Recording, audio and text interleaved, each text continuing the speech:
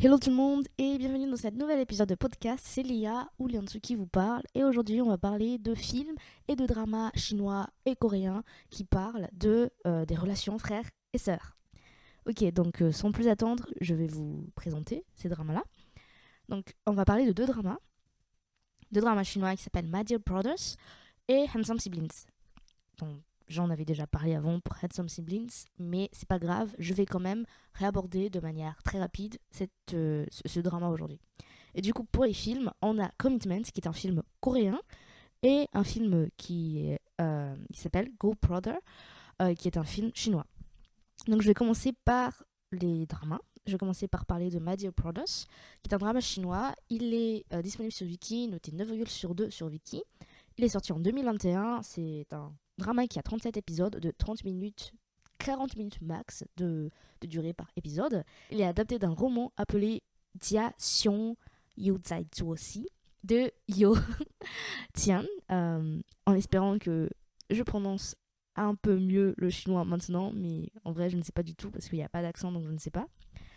Donc pour vous parler du synopsis, je vais plutôt parler d'une sorte de synopsis adapté par moi-même. Donc dans l'histoire, on suit l'histoire de Shixia et Shidong, qui sont frères et sœurs. Et ils sont très très soudés et très proches. Shixia, c'est la fille, et Shidong, c'est le garçon. Et c'est un grand frère, Shidong. Shixia, la petite sœur. Du coup, ils ont été très très proches, particulièrement après la mort de leurs parents, parce qu'ils pouvaient uniquement compter sur eux-mêmes, donc sur l'un et l'autre. Un jour, Shidong disparaît.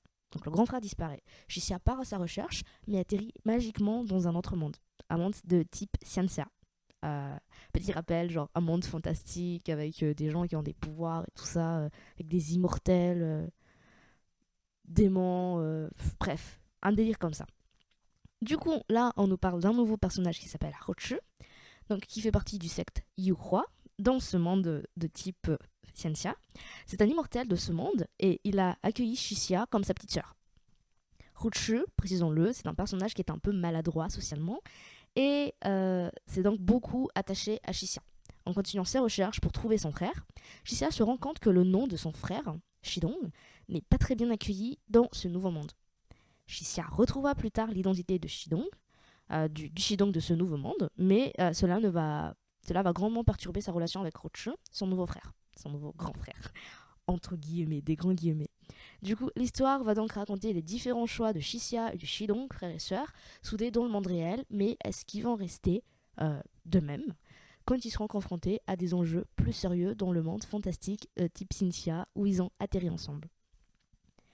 Pour parler directement de ce que j'ai trouvé cool dans ce drama, c'est que le drama est devenu très drôle, en tout cas à mon goût de humour, on va dire ça comme ça, à cause de Hoche, parce que Hoche il a un comportement bizarre, et pas bizarre genre gênant, mais bizarre drôle, et à cause du fait en fait que qu'on a aussi deux personnages qui viennent du futur, bon, en tout cas pas de futur, mais d'une civilisation un peu plus développée de manière technologique. Du coup, c'est assez drôle le fait que Shidong et Jessia, ils atterrissent dans ce monde-là, dans un monde complètement différent. Et c'est drôle parce qu'à un moment donné, genre, on peut voir notamment dans genre des lasers ou des overboards, genre dans un monde fantastique costume époque. Et ça fait un peu un décalage avec le monde. Et je trouvais ça assez drôle dans ce drama. Sinon, le comportement, sinon, le côté frère et sœur est très très développé parce qu'on a vraiment des frères et sœurs qui sont très très proches. Et on nous ajoute aussi ce nouveau frère Roche qui vient perturber la relation siblings entre les deux frères et sœurs. Du coup, on suit ça et c'est assez pas mal, c'est calme comme drama, c'est sympa. Et franchement, voilà, c'est très très concentré sur la relation frère et sœur. Vous l'avez compris. Donc voilà pour My Dear Brothers. Je vais vraiment aller très vite sur les dramas que je vais présenter aujourd'hui parce que y a quand même 4 choses que je dois présenter donc j'ai pas trop le temps. Maintenant je vais parler de Handsome Siblings dont j'ai déjà parlé en fait dans une sorte de drama rendez-vous tout seul où j'ai fait moi-même, j'ai regardé les 2 premiers épisodes et je vous en ai parlé. Donc j'avais dit à ce moment-là que j'étais pas très très sûre si j'allais continuer ou pas le drama parce que franchement, what the heck, genre qu'est-ce qu'ils nous racontaient pendant 2 premiers épisodes. Mais aujourd'hui, je vais vous parler un peu plus d'une vision parce que là, j'ai vu tous les épisodes et pas juste les 2 premiers épisodes. Il est apparemment disponible sur Netflix, mais en fait, très honnêtement, je suis pas sûre qu'il est disponible en Netflix France, mais il est disponible sur Netflix dans d'autres pays, ça c'est sûr. Pour ma part, moi j'ai regardé sur Bilibili, on a tout, franchement, aucune. Il n'y a pas de pub, qualité acceptable, donc voilà, c'est un drama qui est sorti en 2020 et il y a 44 épisodes de 45 minutes. Donc ouais, là on commence à être un tout petit peu plus lent qu'entre les 35 épisodes de Magic Brothers. Bon, en vrai, équivalent 10 épisodes de différence, ça va. Du coup, moi j'ai pris le synopsis qui est disponible sur Notjiland, donc le site de Notjiland. Pour parler, là on va pas parler de frères et sœurs, on va parler de frères, donc deux jumeaux.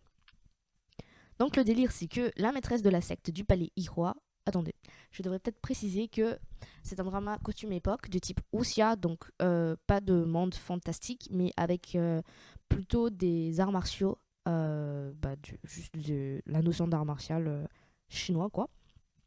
Donc dans ce drama, il y a un endroit qui s'appelle le palais Ihwa, donc la maîtresse de cette secte-là, qui habite dans ce palais, Yaoye, le nom de la fille, Yaoye, ouais, bref, veut se venger de Jianfeng, un homme qu'elle aimait et qu'il a rejeté pour une autre. Ouais, il l'a rejeté pour sa servante, la servante de Yaoye.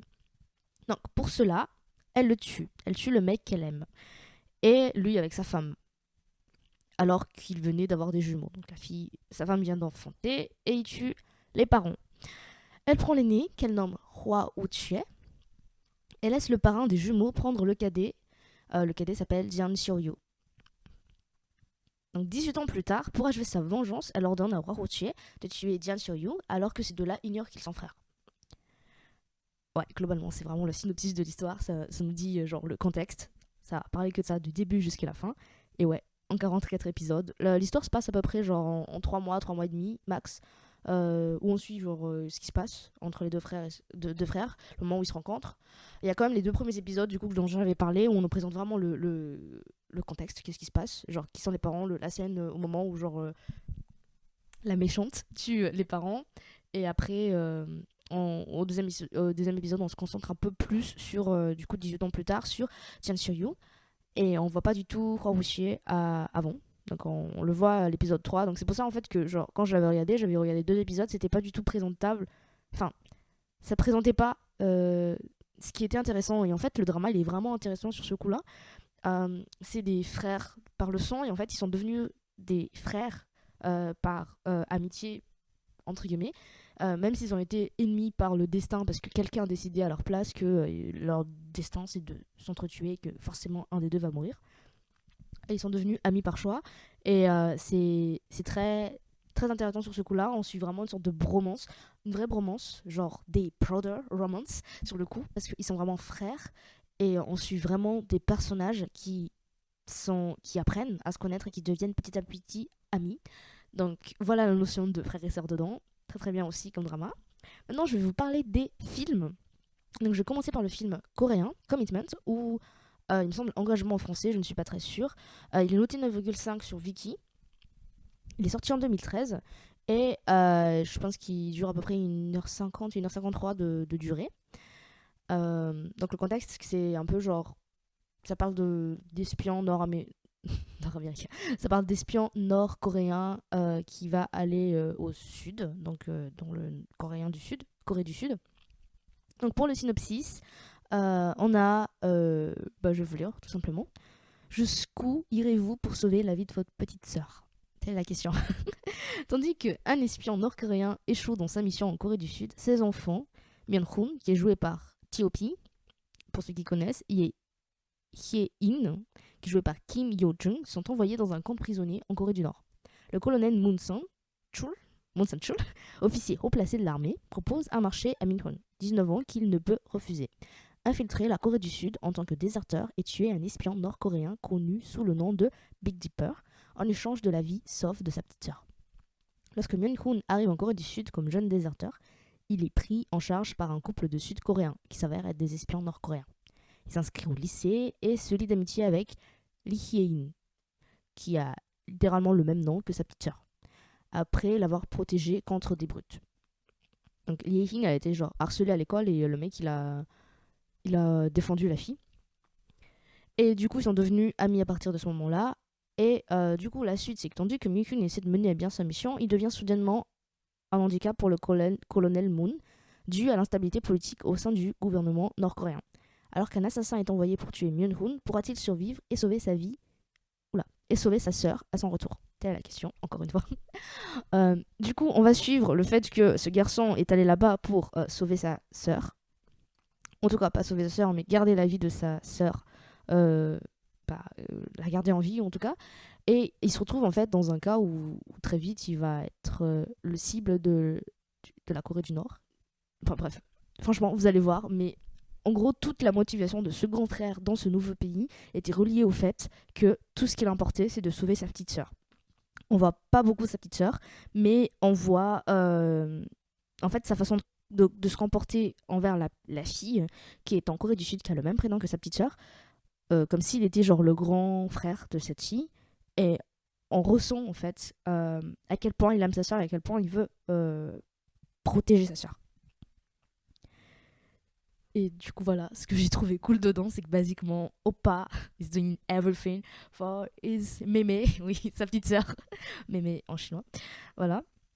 Et pour le dernier film, donc Go Brother, qui est un film chinois sorti en 2018, noté 9,5 sur 10 sur Viki. Et c'est un film qui a été conseillé par mon petit frère en me disant: regarde Go Brother, tu vas te rendre compte que tu as un frère trop bien. Ok, voilà. Du coup, j'avais regardé à ce moment-là. Il dure à peu près 2 heures, 16 minutes. Voilà. Et du coup, pour le synopsis, on suit l'histoire de Shamio. Shamio, elle supporte plus du tout son frère aîné, qui s'appelle Shifeng. Son frère aîné est irresponsable et facétieux. Je ne connais pas ce mot, mais bon.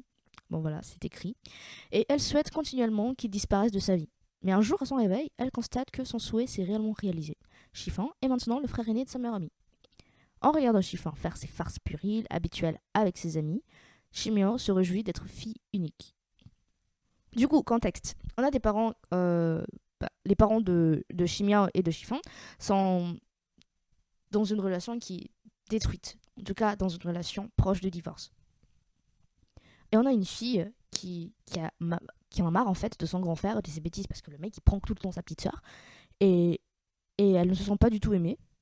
Par exemple, lors de son anniversaire, les parents s'en foutent complètement. Les parents ne lui souhaitent pas de anniversaire, en tout cas oublient que c'est son anniversaire. Et elle avait aussi peur que... Bref, elle est dans une sorte de crise où elle se sent pas aimée, qu'elle en a juste marre de tout, marre de ses parents, marre de son frère.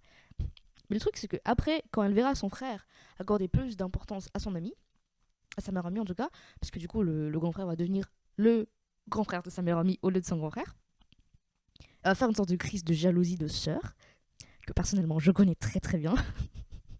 Vous allez trouver ça drôle, mais moi, je supporte pas. Je sais pas comment vous dire, mais je suis jalouse des fois quand mon petit frère, il passe beaucoup plus de temps avec d'autres personnes, en tout cas d'autres filles, qui considérerait mieux que genre en tant que sœur que moi parce que je suis sa vraie sœur, voilà. et en fait la rôle principal dans ce film fait exactement ça, genre elle supporte pas que son frère accorde fait les mêmes farces, en tout cas genre prank l'autre fille au lieu d'elle en fait, même si elle aime pas ça. Et du coup je trouvais ça sympa dans le fait que elle n'aime pas forcément traîner avec son frère à la base parce qu'elle en avait marre d'être pranké, mais au fond, elle aime son frère parce qu'elle veut être avec son frère et elle se voit juste pas une vie où son frère n'est pas son frère. Voilà. Et du coup, ça, j'aime beaucoup dans ce film, donc je vous le partage. Autre chose que je trouve aussi intéressant dans ce film, c'est que derrière le grand frère qui fait beaucoup de pranks et qui charrie beaucoup sa petite sœur, tout ça, en fait, se situe en tout cas derrière ce masque-là, derrière cette personne qu'on a envie de haïr, honnêtement, parce qu'il nous fait chier, se trouve un gars, un grand frère qui fait tout pour rendre la vie à la maison un peu plus genre calme, un peu plus cool, par rapport au fait que les parents sont en train de se disputer tout le temps, et que la sœur, elle passe dans sa crise d'ado, et que lui aussi, il est frustré par tout ça, mais genre, à travers tout ça, il a quand même trouvé un moyen dans le film, en tout cas on verra dans le film, à essayer de résoudre le problème. Il a tout pris sur lui et en se cachant derrière derrière ce masque où genre c'est un garçon ou c'est un frère qui a l'air de s'en foutre un tout petit peu de tout, bah, en fait, existe un garçon qui cares about, genre, a lot about sa sœur, genre, de ses parents, de la relation de ses parents, et a fait tout, en tout cas, essaie de faire tout ce qu'il peut pour pouvoir, je sais pas, guérir les relations brisées dans sa famille. Du coup, ça, j'ai beaucoup aimé aussi.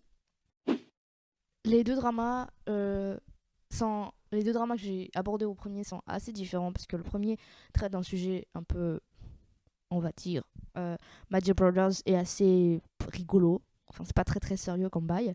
Et après, on a Handsome Siblings qui vraiment qui parle de vie ou de mort. En tout cas, c'est très très sérieux.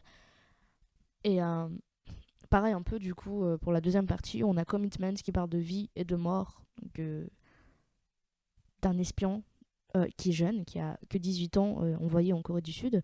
Et dans Ghost on suit plutôt genre une famille ordinaire qui... Bah, une famille avec deux frères et sœurs qui se battent. Enfin, en tout cas, très classique de relation frères et sœurs. Et voilà, je tenais à partager tout ça parce que pour ceux qui ont des frères et sœurs, pour ceux qui nous écoutent, euh, allez-y, regardez, jetez un coup d'œil un peu parce que je sais que des fois on en a un peu marre de nos frères et sœurs, tout ça. Mais personnellement, moi je vois pas une vie sans mon petit frère. Je vois pas une vie, comment dire, où je suis pas dans une bonne relation. Je suis pas en bonne relation avec mon petit frère. J'ai besoin de mon petit frère. Et j'espère qu'il a autant besoin de moi que j'ai besoin de lui parce que c'est un petit frère merveilleux. Voilà. Et voilà pour tout aujourd'hui. J'espère que ça vous a plu. Je vous dis à la prochaine fois. La prochaine fois pour le podcast de Joélie et la prochaine fois pour un podcast duo dont je ne sais pas encore de quoi on va parler. Au revoir tout le monde, merci d'avoir écouté jusqu'ici et n'hésitez pas à liker, abonnez-vous, à partager, surtout partager. Je pense qu'on a vraiment encore besoin qu'on partage. Voilà, bye bye.